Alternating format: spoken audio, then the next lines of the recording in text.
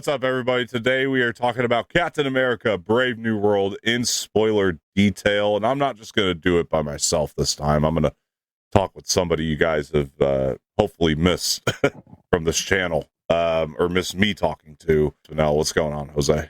Way, what's up, everyone? Welcome. It's good to be back. I hope you guys have missed me. Yeah. It's been a minute, and I've missed doing this with Dom. And I know, both of our lives have gotten kind of busy, and so we haven't been able to get together as often as we used to. But it's still fun to talk with Dom. So I'm just glad to finally be back on this channel to talk about none other than, like you said, Captain America: Brave New World. So I'm ready to get into this. Absolutely, man. I am too. Now, I've given my non-spoiler thoughts on the channel. I'll just run through it really quick, briefly. For me, I just didn't like this movie, but it's not like the worst piece of crap I've ever seen. I think there's still a narrative there, at least, and however messy it is, it's completely watchable, right? And at least you can watch this one. I thought Anthony Mackie did great. I kind of feel bad that the story built around him was a little bit on the weaker side, because I think he does have that potential to lead a Captain America movie. I think he showed that he has the potential. Just it really came down to the writing and stuff for him. And then with Harrison Ford, he was also great. I thought he came to play. Carl Lumbly back as Isaiah Bradley, I thought was fantastic. But all in all, it's just the writing, and then some of the other relationships that he formed throughout. With one being the Giancarlo Esposito. Him and that villain was wasted for me. And although Giancarlo did great, he's a great actor, but the villain itself was wasted. And I was very excited for this movie. I don't think you are, but I am a fan of the Falcon Winter Soldier series. So I was really hoping for great things here. And to me, this is like quite the downgrade. And then also, I think that the action shots look very good. I thought it had some sound design issues when I saw it anyway. And it was interesting to hear some of the poor sound design and sound mixing, I should say, and also just this was as messy as the reports had led on when they were talking about how they were doing like extensive reshoots for me, and the editing was it was choppy, and it was all over. But it is a watchable movie, but unfortunately it just kind of barely lies in that don't watch for me. It's just not that good. But yeah, anyway, Jose, what did you think of this film?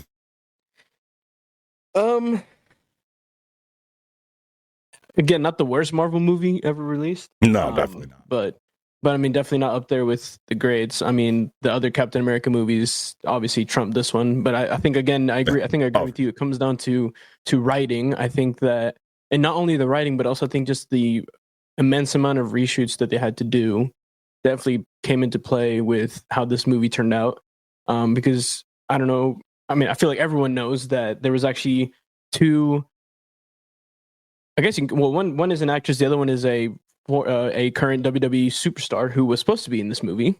Oh, okay. They got cut from it. Seth Rollins got cut. He was actually, there's confirmation out there that he was actually supposed to play Giancarlo Esposito's character. Oh, okay.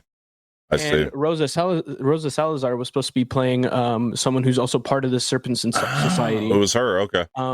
But also got cut Mm-hmm. due to so what I've heard and seen is that apparently it's because of the writer strike and all those other strikes that went down. Oh yeah, I'm sure it had an effect on it. Yeah, they had to with the whole writing, the dialogue and stuff, because it came down to such a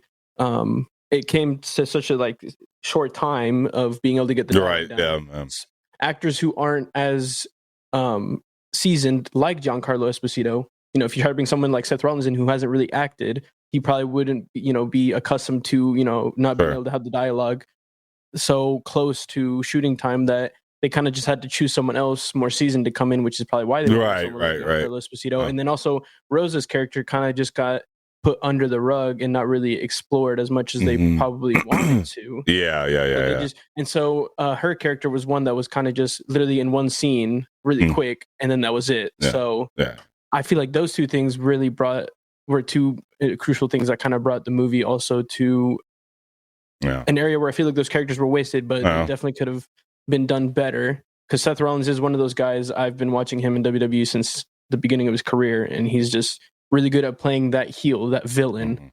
Mm-hmm. I mean, don't get me wrong, Giancarlo Esposito is good at that too. I mean, in was it Breaking Bad, in Mandalorian, right. stuff like that. He's a great actor. Playing He's a that great villain actor heel too, and he's a great actor. But I just feel like because it was just so close. So it was just done all so quick. It was wasted in terms of the writing. A lot of things were wasted though. So it's like, yeah. But anyway. And I remember you did say I think you said that Danny Ramirez as Joaquin Torres you didn't feel like was too good either. I think you worked in it. Yeah. I mean his performance is fine, but yeah.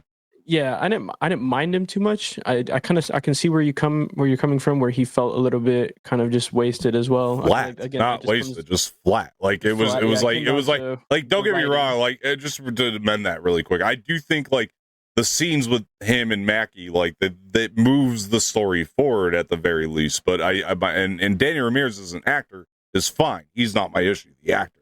My problem is the fact that in Falcon and Winter Soldier, there was so much life in that relationship. And this one, you don't really get that life in there until like the very end of the movie. You know what I'm talking about. We'll get to that. But, it's like it's gone from the rest of the movie. It's like, this is bland. It's not fun to watch. These two should be a lot of fun to watch, like that dynamic. And it wasn't like it was in Falcon and Winter Soldier. And I don't care, really quick, if you don't like Falcon and Winter Soldier or not. You can't tell me.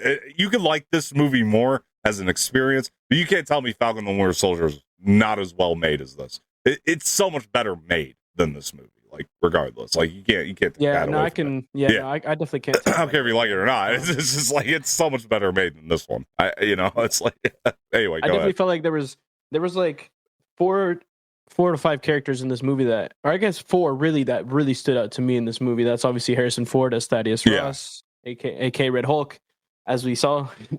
Anthony Mackie obviously as Sam Wilson, aka Captain America.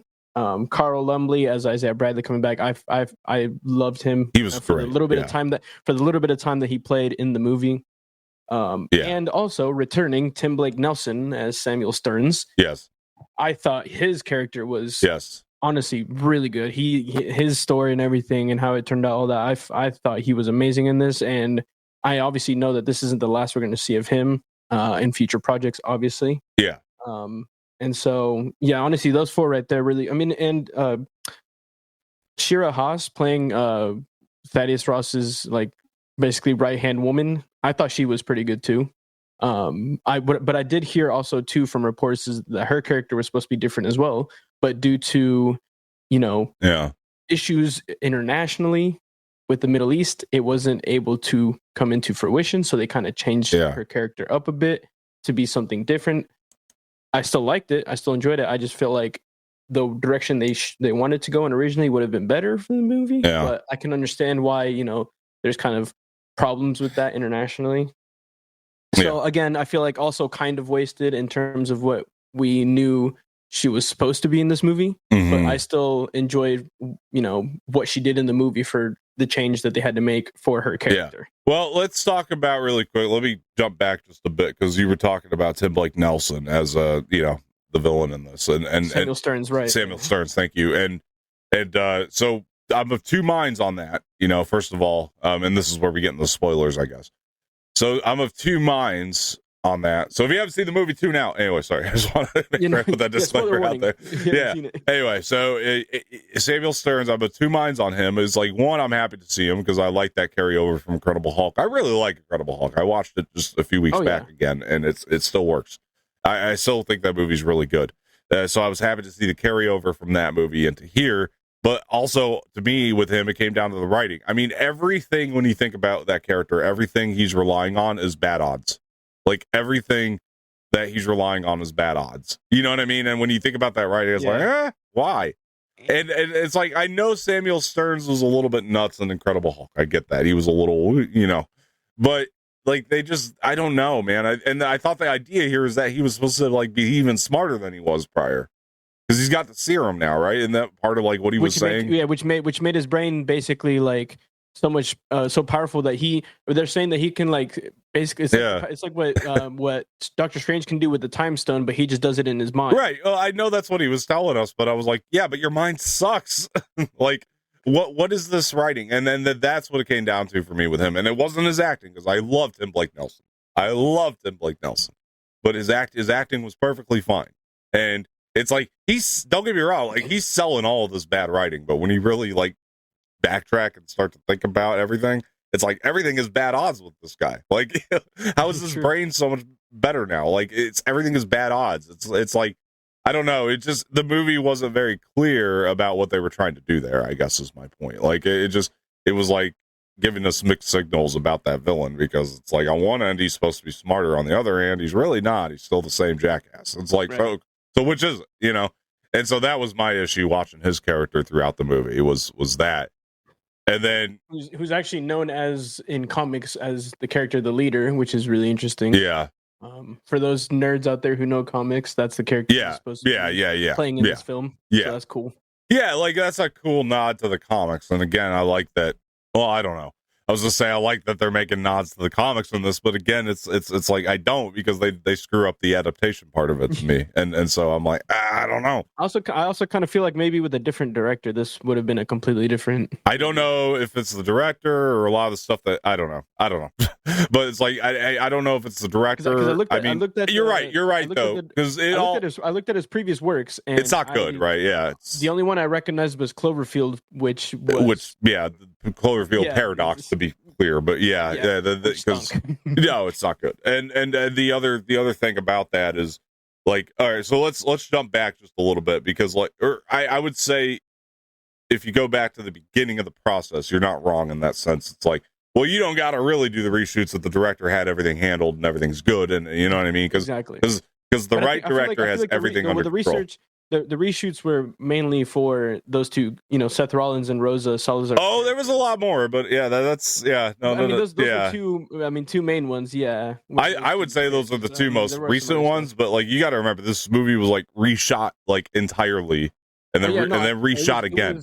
Like its release date was like pushed up from like 2024, early 2024 to like now in February 2025. Yeah. So my point is, I think like if you have a script from the very beginning that's solid, and you have a director that works right from the beginning, you don't have those issues ever.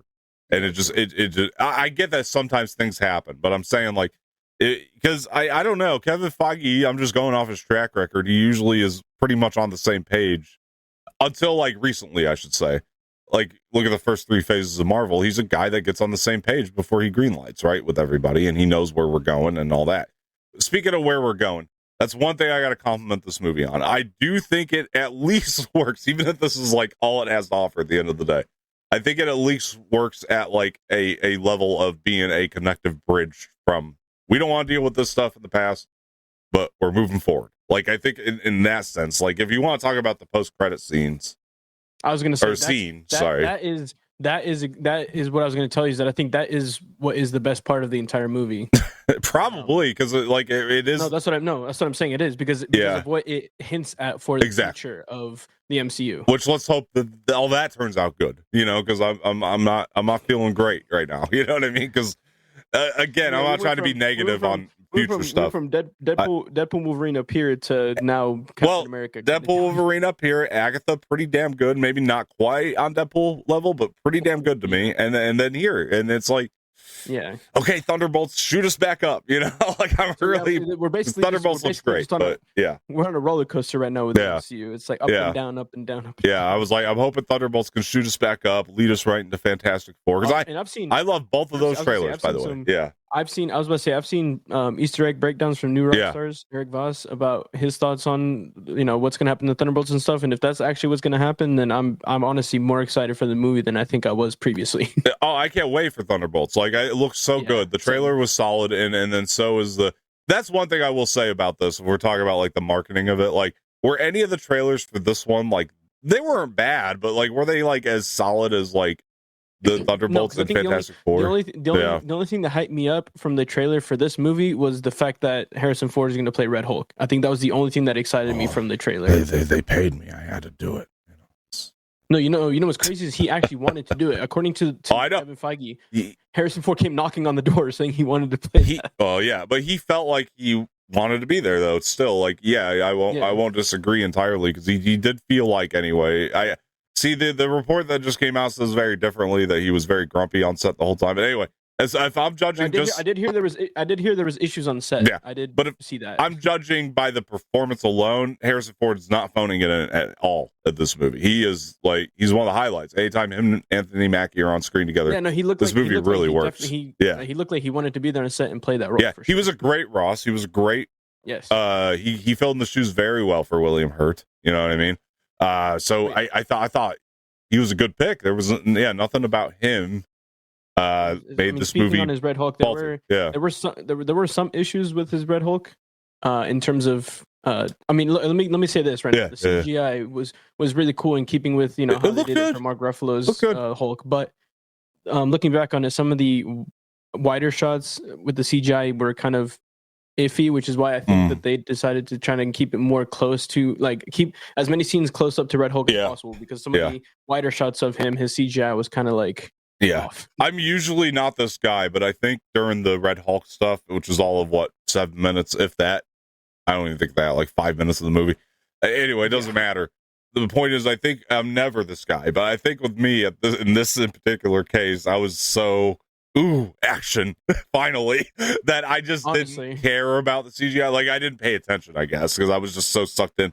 Because I thought most of the action shots there were good. My film studying brain was kind of just picking up on. Yeah, I unfortunately I didn't look at it through that lens. I think I was just so happy to be back in the action with the Red Hulk. So I think it was. I didn't want to go. I didn't want to go through, like, I didn't want to go into the movie with those lenses, but sometimes they just come out. Oh, I know how it is. Yeah, like, I know sometimes you end up studying regardless, because you got to review it or whatever. But I get it. So for me, though, I would say Red Hulk is still a highlight. Like, despite and I'm not issues, I'm not saying that he wasn't. I'm just saying that he definitely was one of the highlights of this movie. It's a highlight, but it's also a wasted highlight, because again, it's 5 minutes worth of. And just it just feels like, and while the action's great, and it's the moment where you really get to see Mackie shine as Cap finally, because, like, really, I mean, to me anyway, because that stuff, it just played really well. But then when you look at some of the other action sequences in contrast to this, they all look great to me. Like I liked the stuff with the boats, but it was also, to me, like, it was one of those things where I'm trying to track back through the messy story that we got, and it's like, when you're watching, you're kind of like, how did we get here? You know what I mean? Like, you got to track it every single time. Like, also, and I was gonna say the other action sequence too that I enjoyed was starting from where Joaquin Torres and Sam Wilson were fighting off those soldiers in the beginning. Shira Haas came in and saved them in the beginning. Just pull out. Well, when they first ran into Samuel Stearns. Oh, never mind. Later. So, okay, sorry. When they were in Camp Echo. Oh yeah. When they fought up those soldiers that Samuel Stern brainwashed. Starting from there, all the way to where Sabra, Shira Haas's character, comes in and saves them, showing off. Which I'll say now, because this is spoilers. So you've already been warned. Yeah.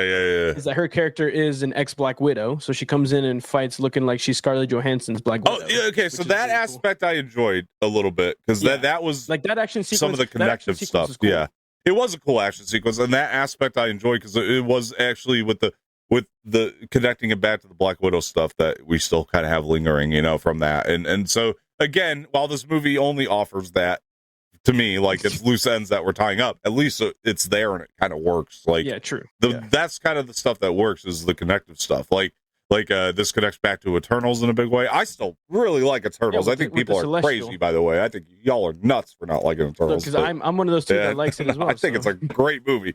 I don't know what you saw. Anyway, but I guess we can also talk about this is the first ever Marvel introduction of adamantium. Yeah, well, wait 1 second though. Yeah, you're right. But hold that, because I do want to get to that, by the way. But, like, really quick, I was just gonna say, because now we're following up on Eternals. That big ass hand is sticking out of the water. Celestial. Well, in his head too. In his head too, a little bit. And but the thing about that is, like, my point is like, while I do enjoy Eternals quite a bit, I also am like, I understand, because of reception, they're not going to want to do much more with it. And so they did kind of follow it up and like, let's get to that Celestial thing that happened at the end. I think the Eternals characters will pop back up at something else, but I don't think they're going to want to do a sequel to that. And this was acting as that, unfortunately. I think it's all going to come full circle. It's going to all come full circle in the the two Avengers movies. Yeah, for sure. Yeah. Like they're all going to come full circle. I agree. Adamantium, go. Yeah, how it's actually like the celestial being is actually made of adamantium. They're finding like adamantium in this celestial being, which now we can say is Marvel's first ever actual introduction of adamantium into the MCU. I was happy about that. Yeah, which I was happy about that. Yeah, with that. So, yeah, that was cool. Yeah, there was also I saw a clip of a bunch of people talking about why these four other countries were involved in this celestial agreement in terms of who gets adamantium. How they had India, France, Japan, because there's a big ass thing coming out of the water. You can't ignore it. That's why. That's why. No, but they were talking about like why those other three countries, and they're saying that they did Japan because they can't do China because they think that if they do China, they won't be able to put this movie in China, which will give them more money. So they decided to just go, why not Japan? They said India makes sense because obviously, the Indian Ocean, like India's right there. And then no one really understands why France was involved because they've had beef with France in the past in terms of like the MCU characters. So it's interesting, to think about why those three countries. But politics changes every day. But the thing that I could say is like, it's just saying, it's not even consistent in our real world. It wouldn't be consistent there, but very heavy. It is. It's a political thriller, which I was happy they were going back to because that's what grounded the first three Caps so much. Falcon and Winter Soldier. Yeah, and Falcon Winter Soldiers in a sense. Yeah. No, for sure. Yeah. And so I was happy they're like, okay, at least they're sticking with that track. But I just felt like it was like, political thriller. We're not getting too political with. It's like,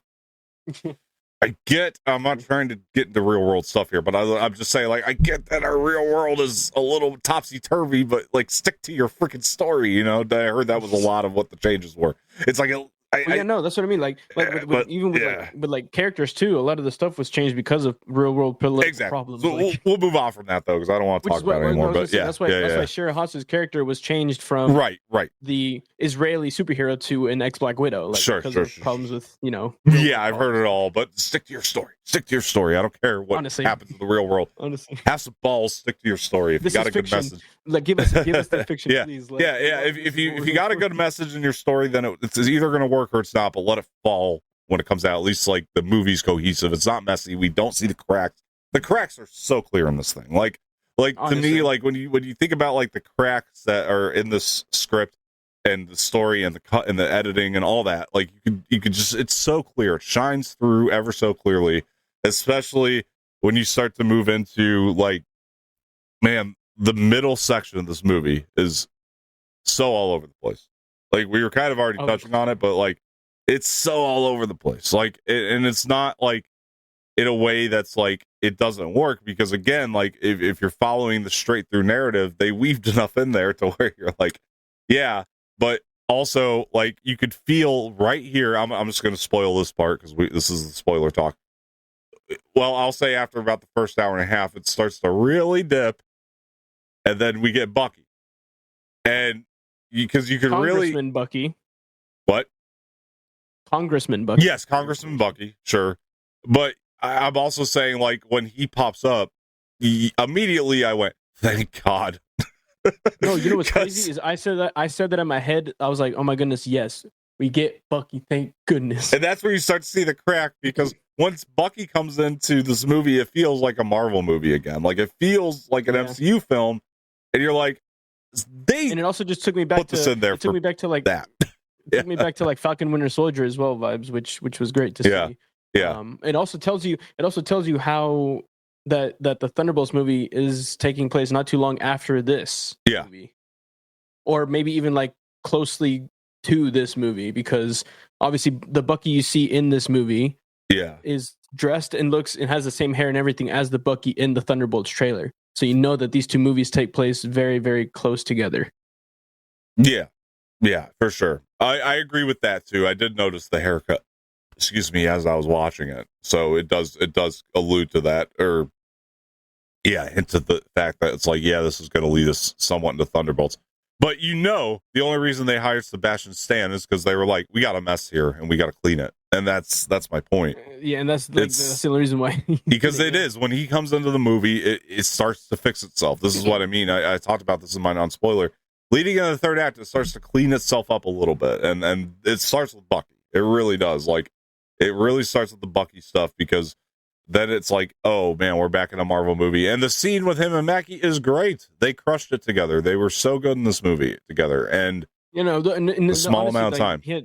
When Mackie was like, you had your script writers help you with that, and he said a little bit. I found that so funny. I laughed. Yeah, I laughed out loud in that part. That shit was so funny. Exactly. Like you said, like their chemistry together is just so good. Honestly, like you could tell that too, because it carries on from the Falcon Winter Soldier. Their chemistry together is just so good. It was fantastic. Another thing I found funny about that scene was Sabra, Shira Haas's character, comes in and she's like, he's really cute. Yeah, that was a good scene. Anthony Mackie's like, he's 110 years old. Yeah. That was like, okay. Oh my gosh, finally the movie's getting like, it's all that life that was missing from the movie, just all put into one scene, and it's just, where was this really the whole time? It started picking up in the third act, like you said, and all started with it really like from when Bucky shows up to the end is like the best part of the movie. Yeah, and like you said, it all just started with Bucky. Really. It really did. You just wonder where it was the entire time, and it's just, we needed this. This is what I wanted from Danny Ramirez's character. Like, because it was there in Falcon Winter Soldier. Why didn't we make it present in the, you know what I mean? Like, all that life should have been right there. It should have been throughout the whole movie, and it was missing that. The movie just plays very bland because of it. Yeah. And I think, again, that's not due to the actors. Everybody is doing the best they can with the material that's given. Like, don't get me wrong. Every single actor in this movie is really trying to sell this thing. And again, it doesn't come down to worst MCU thing ever made. It's not. It's really not. Like, definitely not. Yeah, like I'd watch. I'd watch this over Thor: Love and Thunder. I'm not even lying. Yeah, me too. I'd watch it 100 times before that, and She-Hulk again. You know what I mean? And true. I'd also watch Eternals 100 times before I watch this one. By the way, but that's me. I would watch. I'd probably watch Eternals 100 times before I watch this. That's one me. I've just heard a lot of people, and it's their opinion. It's fine. I just heard a lot of people saying, like, it's not as bad as Eternals. It's like, Eternals wasn't that bad. Watch it again. It's good. A lot of layers in that movie. It takes more than one watch to really process that. Although I liked it coming out of it. So, I think there was something bad in the air that day when that came out.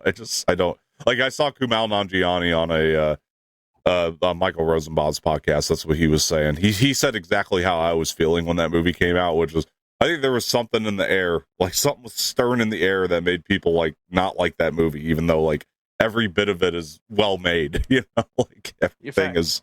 Anyway, neither here nor there, but I mean, kind of here because it deals with it, but deals with Eternals. But I just really enjoyed, at the end of the day, like if I'm moving into a more positive aspect, I enjoyed watching Mackie do his thing in this movie, like for what he can do, with the material that he was given. Like he really is he's such a charismatic, great actor. I mean, you see him in interviews lately. He's just got it, and he knows how to work the camera, and he does in this movie, like all throughout it. Like to be honest with you, like he's keeping it afloat in a lot of ways. Like that's the thing. This movie relies on its actors more so than its director. That should be really holding things. It's like, I feel like the actors are really what's keeping it afloat at the end of the day. It ain't the script, I'll tell you that. I think the actors are really what's keeping this thing afloat, and I'll describe this movie as you're like running a marathon.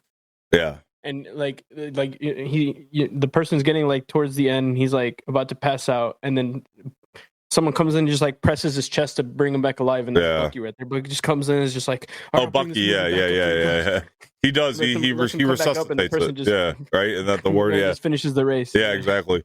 Yeah, no. I loved seeing Sebastian Stan come in. Like he's great. If anything, that just hyped me up more for Thunderbolts, seeing him in this movie. Yeah, he was so good in this. Yeah, and I think he'll be great in Thunderbolts as well. I got a lot of thoughts about that movie already. It hasn't even come out yet. I know. That trailer looks so good, man. But yeah. Oh, let me go back though to the very beginning of the movie. I hate to go back to the negatives, but it's true. The beginning to me is awful. This is one of the worst openings to any Marvel movie. As far as, it's not the worst Marvel movie, but opening wise, this is terrible.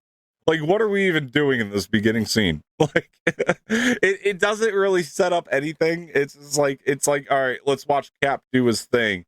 Like, it kind of, I think what it was trying to do, like if I was like to guess, like it was trying to be Winter Soldier in a way, like to where Winter Soldier opens up with this awesome action scene. Well, it really opens up with Sam and Cap running, but you know, that's the thing. This was missing that Sam and Cap jogging scene, you know, like this was just trying to go straight into the action with Joaquin and Sam. Yeah, this was going straight into the action and didn't really set us up for much. We don't know anything that's going on right here. You know what I mean? Like at least in Winter Soldier, you have Black Widow, you know, come in and like set us up for what we're doing. You know, this one just throws us in, and it's like we just go like head first into the beast of this action. I was like, come on, Marvel, you're better than this. Come on, Kevin, come on, guy. You know, you got this. What are we doing here? And the opening throw you that we didn't get the usual Marvel thing, and then also the opening credits were just Brave New World, you know, which again would have all been fine if the rest of the movie was better, but it just it just adds and also just the fact that they didn't feeling use the usual you know, Marvel Studios. That's what I was saying. Thing. Yeah, you didn't get that at the beginning, or like, it said Marvel Studios presents, and it was like gray with like static. It was so weird. It threw me. I was like, again, all that would have been fine if the rest of the movie was better, you know, like. But unfortunately, it's like it just adds to that like weird feel you get throughout the film. And then also in the very beginning when he's throwing his shield and stuff, that was when I first noticed the sound mixing, sound design issues. They sounded so muffled. I think it's because I like literally the week before watched the first 3 Captain America movies. I know how that shield's supposed to sound, and that was at home with my soundbar. Yeah. Like it doesn't sound right when it's hitting people. It sounds muffled. It sounds terrible. Like they made the noises from his suit sound better than him throwing the shield. Yeah. I mean, I don't know, man. We talk about his Wakanda suit with the whole, you know, just bursting everyone out of the way when he hit too much. I will ask you though, because you saw the IMAX. Like, how much did the sound bother you throughout the entirety of it in the IMAX? Was it still bad? I'll say this: it wasn't as it was like I think it was that much better in IMAX that I didn't really notice if it was muffled or not. I got you. Him throwing his shield and stuff. Because it actually sounded, all the sounds were actually pretty maybe a little too loud for me, but like it didn't sound like muffled or anything. It actually sounded pretty good, all the sounds in IMAX. All right, very good. Too loud's not my vocabulary, by the way, but yeah, yeah, shut up, Dom. All right. One other thing I did want to mention, which I found was a pretty cool Easter egg that I noticed when I finished watching this movie. I actually went and rewatched The Incredible Hulk with Edward Norton. That the song that was playing when he was brainwashing the soldiers was a song called Mr. Blue, which was his code name when he would talk to yes. I remember the scene very well. Hulk, I just watched that one not that long ago, so yeah, I remember the scene. Yeah. So that was pretty cool that they used the song Mr. Blue as the song that he used to brainwash the soldiers. Yeah, good segue there, bringing us back to the positives of this movie, because like that is like I loved all the Incredible Hulk connections in this. Like I liked the connectivity of it. Like I enjoyed Liv Tyler, you know, coming back at the end. That was a big one, you know, as Betty. Yep. Mm-hmm. And also I thought the arc for Ross in general was Thaddeus Ross was very good throughout. You know, like I thought the character growth was good. You know, like that's one thing, and the way Harrison's selling it, but like it really does work. Like his character growth, and this is the first time we've seen any growth from Thaddeus Ross. And I liked seeing that, you know, for once, you know, it's finally that.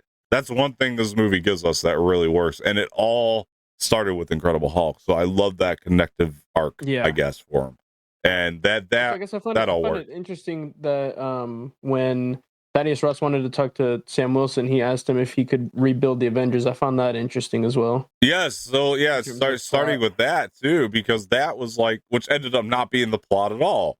See, that had me excited because I was like, well, maybe that's the actual plot. That would be a cool plot. And then it doesn't really go there at all. It teases you that might be what's happening next, but you know, because I do think he is going to put the Avengers back together. I do think for the two, you know, Avenger movies coming out, he's definitely going to be like doing that. He's building up. Yeah. He's going to build up a new Avengers team for the interaction that happens in the two Avengers movies coming. For sure. But imagine this. Just imagine the movie, everything is the same, and then you get to that scene. I need you to rebuild the Avengers, right? You get to that, and it's like, what the fuck am I doing here? Anyway, sorry, that's Harrison Ford for you. Anyway, But you get to that. Just keep that in mind, right? And then that is the plot. And Sam Wilson has to go around and find all the Avengers, bring them back together, and some of them are so resistant to join it causes some battles between Sam and you got a much better script right there. You know, like just imagine it. Just imagine a parallel universe where that was the movie we saw. Like, it makes more sense if that line is already in the script toward the beginning. Don't you think you follow that path through rather than what they ended up doing? I get that they wanted to carry over some of the Isaiah Bradley stuff in Falcon and the Winter Soldier, and nothing against that character and Carl Lumbly's performance as the character. But because that was what they went with, it just, the rest of it just fell apart. You know what I mean? And that's nothing against that. I mean, there's probably a world with a much better writer that could have made that work. But when we're dealing with the lowest of the low in Hollywood, let's go with my idea. Let's put the Avengers back together. You know what I mean? Because it's like, because I'm no writer. You know what I mean? So yeah, go with my idea. That's a much better movie. You know, I'm not saying they're the lowest of the low, but you know what I mean. Apparently, they were also not expecting to make much money from this movie, anyways. They were, I mean, they were predicting less than 100 million at the box office. But why put over 400 million into this? In the reshoots, when you add it all up, look, they got a shit ton of money. They probably didn't need to make. I don't know anything from this. I guess. I mean, you can also, like, I always talk about this with the Star Wars stuff all the time, where it's like it does come down to legacy. You want people to look back and at least you had a not so terrible movie there, you know. Like I get that, you know what I mean. Like it's just you weren't Sony who made Morbius and I know Adam Webb, and I guess you could kind of technically put Kraven the Hunter in there, even though it's a Sony Marvel. Those are Sony Marvel. I don't count that. I'm talking about with the Kevin Feige stuff, his legacy. I think he wants to leave his legacy behind. Is like, at the very least, it wasn't terrible, you know. Like, so we reshot a bunch of stuff. You've had. I don't know. No offense, Kevin. You've had worse movies than. Oh yeah, no, for sure. But I'm saying, like, he probably wants to try to build that back up as much as he can, that reputation, you know. I honestly do feel like after this movie, he definitely will. I definitely do. I'm glad you feel that way. I kind of do too. You know what I mean? Like, I'm glad you feel that way. I'm optimistic as well. I don't think that this is like, because I mean, with the Russos helming both the two Avengers movies, I have full faith in them to do so. I don't think that this was like so bad. Like, again, you could feel them trying to clean it and make it watchable at the very least. So, like, I don't think that this is like a preview of what's to come next by any stretch, other than the sense that it's a preview of what's to come next. But it's just the story. But you know what I mean. Yeah. One other thing too is that now looking back on it, Giancarlo Esposito's character didn't even have really that many lines, so I don't see why they had to cut Seth Rollins. Like, looking back at it, you could have used him because you didn't really have that many lines for that. You didn't need that villain in this movie at all. He did nothing. I know. That's what I mean. You didn't need him at all. But I mean, like, if you were going to cut him out, if you were going to use him, you could have kept Seth Rollins. He didn't have that many lines anyways. It wouldn't have been hard for him for Seth Rollins to memorize the lines. I get you, but I was like, cut him out. Get me out of there in 90 minutes. Why not? I didn't want to be there. But sorry, but my choice to go. I mean, fair enough. And I did. I heard you said in your non-spoiler that this could have just gone straight to Disney Plus and didn't need to easily. This could have been straight to streaming. They wanted to make some money off the Captain America name. Business-wise, I get why you put this in theater. Don't take me the wrong way. If I'm the powers that be, I'm saying, put it in the theater. It says Captain America on it. But it feels like a streaming movie. Yeah, it could have been one of those that went both to streaming and movie and theaters at the same time. That's a good point. Yeah, maybe day and date. Yeah, that's a good point. But then you kind of have an issue with the actors, right? Because that goes back into the stuff in the strikes. Because Scarlett Johansson with Black Widow. Yeah, you can't really do that anymore unless they agree to it. If you got their consent, right? So maybe that would have been a better plan. Like, let's talk with the agents and see if we can get consent to do a day and date, and let's just do it in theater and streaming. But that's hard anymore to do, to be fair. Like, if they signed on for a theater movie, absolutely, like, you got to put it in the theater. Like it's so much negotiating that's unnecessary. Plus, you already spent so much money on reshoots, so it's like you really you want to grease the palms of these agents and stuff on top of that, just to get this thing on streaming. Put it in the theater, make what you can, and it'll be. I bet this is on streaming in less than 45 days. No, 100%. I feel like after a month or so is probably. Maybe I'm wrong, but I don't think it's making a lot of money. That's my prediction. I mean, look, they're not expecting to make a lot of movies Exactly. on this anyways. Exactly. That's my point. They said they're expecting like less than 100 M's. Exactly. So I bet this is a pretty quick. It'll go to streaming pretty quick. They only have to wait that like 45-day window anymore. So I bet it'll be on streaming pretty quick. This one. So I know a lot of people were like waiting for Disney Plus because they probably also feel the same. Like it's like this.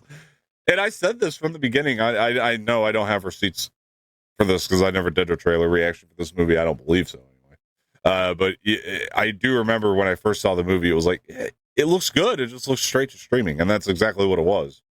Except it wasn't good. I got that part wrong. It just looked like a sequel to Falcon Winter Soldier, but just made into a movie. Yeah. But, straight to streaming, that's the thing about it. It's like that doesn't always necessarily have to be a bad thing. You know what I mean? Like it could be, whatever, like there's a lot of straight Carry On. Carry On's a great example of a movie that came out last year. It's a thriller and it's a just great, Netflix, great movie. You know what I mean? And Netflix has been doing. They do that a lot with their movies too. A lot of the Netflix original movies just go straight to Netflix and never come out in theaters. Of course, a lot of them are good. Some of them aren't. Some of them aren't that good. But others have been.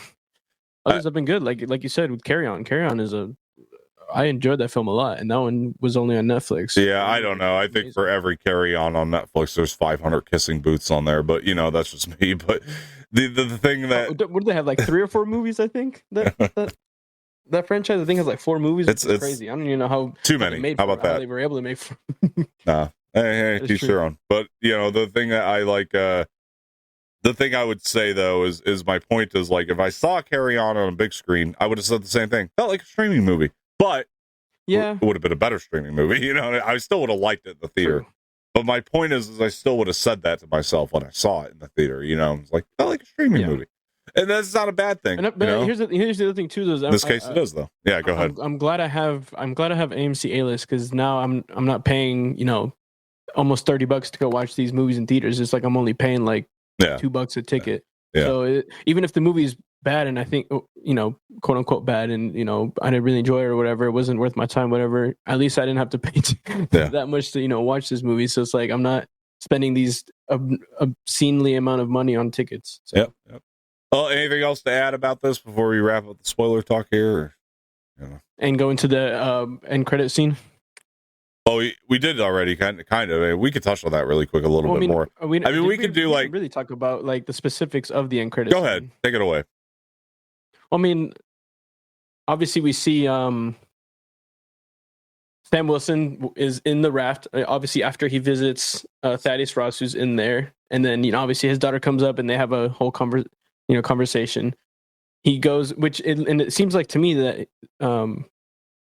Samuel Stearns is on a different level to Thaddeus Ross because you don't see Thaddeus Ross in the backgrounds of any of the cells that are behind Sam Wilson, which is another thing I wanted to touch on. If you really pay attention to the right of Sam Wilson in one of the cells, you see someone reading a book, and people are theorizing that that's Zemo from when he got arrested.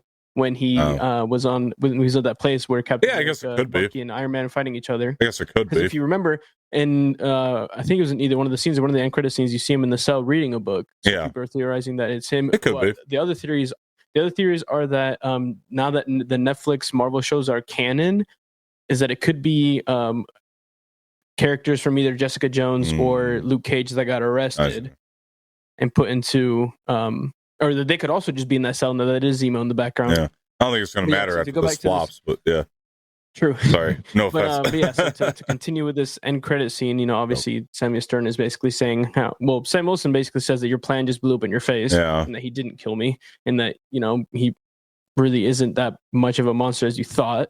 And then, Stern goes into like some stuff about talking about how we're in the same world and that this isn't the end and that you have to... The others. You have to get ready for the others, which, I mean, in my opinion, alludes to obviously the Galactuses and Doctor Doom. Right. Future MCU projects. Yeah. No, it's clearly just setting up the next step. Yeah. Is setting up the next, big Avengers movies, which I have been seeing a lot of theories about people who are going to be in the movies, villains and heroes, and how all that stuff's going to play out. Apparently there was a production list that was posted about some of the actors and actresses that are going to be in the movie, and apparently Ana de Armas is being considered for a role. Now, whether that's true or not, I have no idea yet. It hasn't been confirmed. She might need it. I've heard that ballerina isn't good. I hope that's not true, but I've heard it's not good. New rock stars are speculating that if she is actually going to be in this movie, they think that she's going to be this the Black Swan lady from the comics who ends up like serving Doctor Doom, the God Emperor Doom. So I think that'll be really cool if that is if that does actually end up happening. Think about that though, is like with Marvel anymore, there's a new casting room every week. It's just I don't know. That is true. I'm just saying, and like a lot of cool if that does happen though. Yeah, I mean, I just heard one that's true. Like Jenna Ortega is going to be Rogue in the X-Men stuff. It's like, do I buy it? No. Do I want it? Yeah. But do I buy it? No. We don't get to have nice things. No. So like, why would I buy that? No, we never do. Yeah. But anyway, we never have good things with the MCU. I hope at least we got Robert Downey Jr. as Doctor Doom, so that's something good that we get. Yeah. Exactly. At least that's confirmed. That's like wait for those cons, wait for the panels, and then let's come out and get excited. Yeah. You know what I've reportedly heard is how much they paid him for his Doctor Doom role. Did you think it was going to be cheap? No, but I didn't think it was going to be that much money either. Jesus. It's Robert Downey Jr. It's not only that. Not only did they hire Robert Downey Jr., now they hired Academy Award winner Robert Downey Jr. They can put that on the poster. It's like, it was going to be an expensive. Yeah, but it's not just obviously for the 2 Avengers movies, but also apparently for Fantastic Four. Apparently he's probably going to be like in an end. Oh, I'm sure he's going to be in an end credit. Yeah, and then apparently he's also now going to be supposedly in Spider-Man 4. Oh, really? Okay. Well, we'll see. We'll see. Because Tom Holland, I've been seeing things where Tom Holland's been doing interviews, and apparently he already knew that Robert Downey Jr. is going to be Dr. Doom. Of course, he gave that away.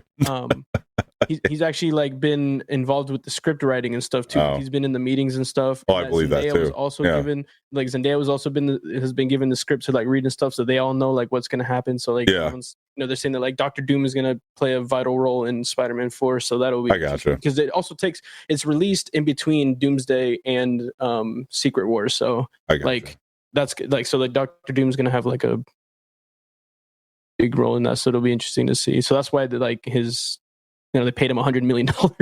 No, it's a lot. And after seeing this movie, it was the right choice.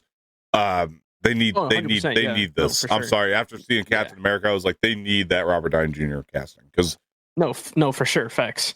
Yeah, this isn't going to help anymore. This isn't going to help Marvel anymore. He's going to play probably the best Doctor Doom we've seen on screen. I agree. I think they did. I think they made the right choice there. I think that's why they chose to announce it at this last Comic-Con too, was because it was like hype to... Well, it's like because you come out of this and you don't like it. Oh, at least we got that. Well, at least you have Robert Downey Jr. as Doom, for like at least 4 movies. Yeah, the strategy is starting to kind of make a lot more sense now after seeing this movie because now I'm like, okay, you give us crap movies and then you announce someone to play this big character. It's not only is like that coming down the line, it's like at least this one is setting that up. You know what I mean? Because that is what's setting up. So I see why they rolled it out the way they did, because it's like, for sure. To be fair to them, as bad as this was, now I don't know if it was me, I probably would have had this out before Deadpool and before Agatha, and let's hope Thunderbolts is good. But I know it's weird because sometimes they like to like we were talking about Star Wars too, having this great year last year, and overall they did, like Acolyte aside. But it's like they had this great stuff. They had this Dark Forces remaster. They had the Bad Batch season 3 that was great, and then you get to Acolyte and it's Acolyte, yeah. But then we build back up. It's Celtic. This is my point. It's weird. Exactly. It's weird that they like to put the crap out before the good again. I don't know. It's like they're trying to mix in the crap now. Like they put good stuff out. They put like 3 or 4 good stuff, and then they put one crap thing in there, and then they give us another good thing after that. It's I don't know if it's better than just, I don't know. To me, like it's like get the crap out and then put the good stuff. I was gonna say, like start the year out with the crap stuff, and then give us all the good stuff. I still think we're feeling some aftermath from Bob Chapek, but that's just me. That's just I feel like that's also maybe it's kind of smart because it almost also just puts us in a emotional roller coaster of. I guess so. We start with some good stuff, then we get like one crap thing, and then we come back up with some more good stuff. It's like, that's my point. I don't know what the right answer is. I'm just saying, like, I don't know. I mean, if it was me, I'd want. Don't give us crap stuff in general. I'm just kidding. Yeah, write it off. Tax write off. Yeah, Don't worry about it. that's the Zaslav way. Don't worry about it. Tax write-off. Yeah, we don't put it out. Oh, connects to the DCEU? It doesn't matter. Tax write-off. Put it up. Don't put it up. Tax write-off. Forget Batgirl. I don't care. I don't care how much money we spent on it. It's bad. Take it off. Yeah, true. Yeah. Say what you will. It's smart strategy. In that way. No facts. Yeah. Yeah, true. We don't end up with these that way. But yeah. Again, this isn't the worst thing in the world. This is watchable. Yeah, no. Perfectly I've watchable. seen worse. I can watch it. You can watch it. It's good. Good background noise. Honestly, I'm just hoping. I mean, we'll see what happens with the 4K when it's released in 4K. We'll see what happens there. If it's any better, if they fixed any of the maybe even like the sound I don't think they're putting sound mixing problems. I don't think they're even going to put a penny extra into this. I think they're done. Just release it as it is, but in 4K instead. Yeah. I mean, I'm sure it'll get like distributing. Like I'm sure they'll still put out a steel book. I mean, if oh god, if oh man, all the bad Marvel shows get steel books. So they get steel books. That's crazy. Yeah, not all of them, but a lot of them. So I'm sure this will give a steel book. I have a Mandalorian season 3 steel book. There you go. That was not a good season of TV, but so I'm sure this gets. No, it was not. The last 2 episodes were the best ones. Yeah, that's it. There you are, Captain America: Brave New World, better than Mando season 3. That's not saying much, to be honest. Put that on the damn poster. Yeah, because that's gonna sell. You might sell more tickets that way. Just to let people know. Hey, you know what? You never know, you could, but it's a better Disney product than Mandalorian season 3. That's all. 1 season out of the entire show. They should be honest. Yeah, true. Yeah, fair. Yeah. No, this movie's fine. It is what it is. I don't like it. It's fine though. It's just middle of the road. Very middling, as I said in my non-spoiler review. Yeah, no. It's a very middling movie. It's so middle of the road. I can't call it good. Can't call it bad either. Can't call it good. Yeah, no. You can't call it good. You can't call it bad. It's just one of those mids. Yeah, very, very mid. Very, very mid. Anyway, that'll wrap up our spoiler review. Jose, where can people find you before we go? Yeah, you can find me on all socials at Type 1 Latino, all lowercase, all together. I've been also streaming on Twitch a lot. I've been playing a lot of video games with some friends. I've been playing F1 and Black Ops 6 Zombies, so check me out on Twitch as well at Type 1 _ Latino, all lowercase. All right, I just learned something new. Very good. I mean, I knew you had a Twitch. I just didn't know you were back active again. But I'll check some stuff. Oh yeah, I've been streaming a lot. Yeah. Very cool. Very cool. All right, guys. For myself, you could find me here pretty much. Dom Rambles. That's my Instagram. And also, please, before we get out of here, I do have the non-spoiler for this, but doing a lot of non-spoiler reviews. Gonna throw some trailer reactions out there for you guys to check out. So make sure you check out all the content we got going on here. Before we get out of here, please, if you liked it, like the video, subscribe to the channel, leave some feedback in the comment section, share this with your friends, hit that bell for notifications. And once again, my name is Dom. That's Jose, and we will talk.